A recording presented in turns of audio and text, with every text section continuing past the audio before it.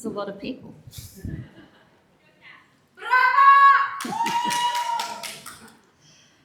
So I'm going to take you back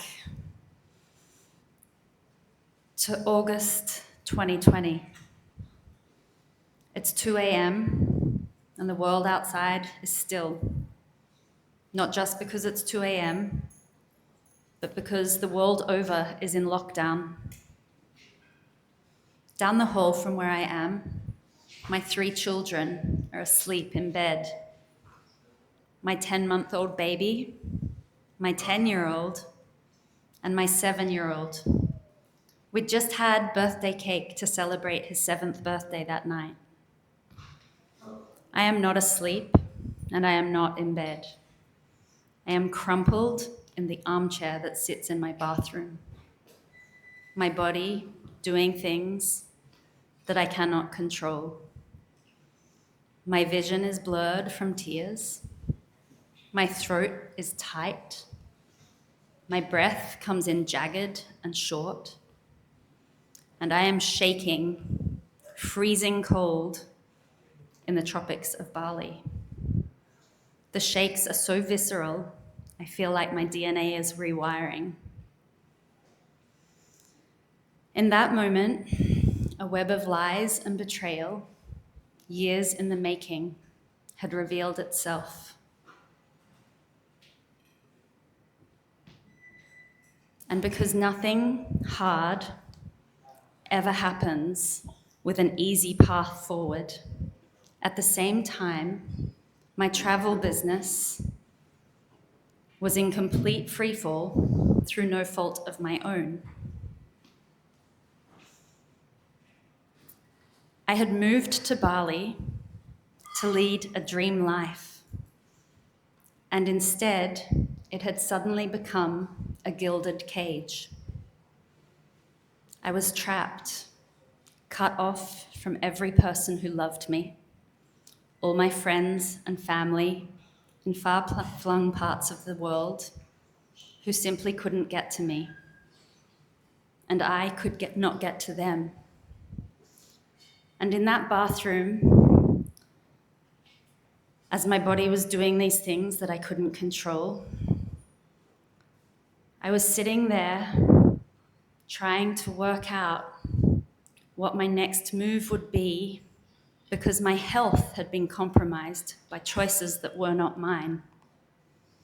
I was trying to work out where one goes for a comprehensive health screening when every hospital and every clinic the world over is consumed by a global pandemic. Being in Bali, trapped, with nowhere to run, left me with no options other than to look at the ridiculous abundance of ways of healing that only a place like Bali offers.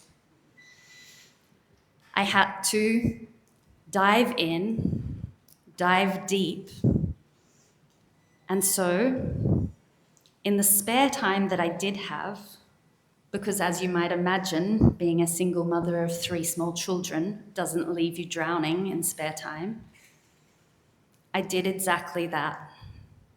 I went deep. I went into the dark.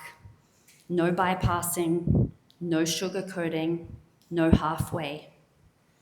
It was brutal and it was messy. And in the process, I also started looking for ingredients that might help nourish my nervous system and bring it back to the way it needed to be. And that search, that hunt for ingredients, was what changed everything. It was in that search that I came across 2 ingredients in the northernmost region of Indonesia, in Aceh, a little red berry and another fruit the size of a nectarine that were both being thrown away or discarded, classified as byproduct or waste ingredients. And I knew what it was like to be the thing that someone threw away. And so I couldn't stop thinking about these ingredients. And with my now business partners, we started buying these waste ingredients from the farmers, generating a secondary income for them and their families, which in turn meant that they could send a daughter to school, they could afford to fix their roof, or they could have healthcare. Because in the jungles in Aceh, while there is an abundance of magical ingredients in forests and jungles where tigers still roam, there is also an abundance of poverty. So, in buying these ingredients, we started generating additional income for farmers, and we brought the ingredients to Bali.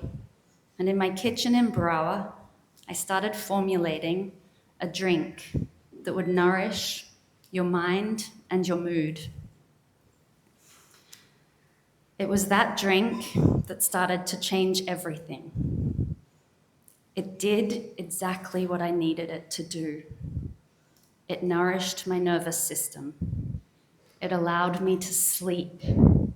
It provided me with sustained energy to be the mother that my children needed me to be, because I couldn't be a ghost and I couldn't fall apart, not in the ways that I felt like I needed to.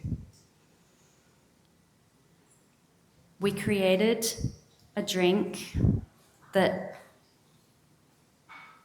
is so powerful, and it has all of these flow-on effects that it provides. It nourishes customers, it helps families with additional income, it helps us to connect with community, to connect with people who are stuck in concrete jungles who desperately need help for their nervous system. And ultimately, it is something that changed my life and came from a moment of destruction and waste. And so I leave you with this tonight. Where in your life is something being wasted? Lean into it, look at it. What are you pushing aside?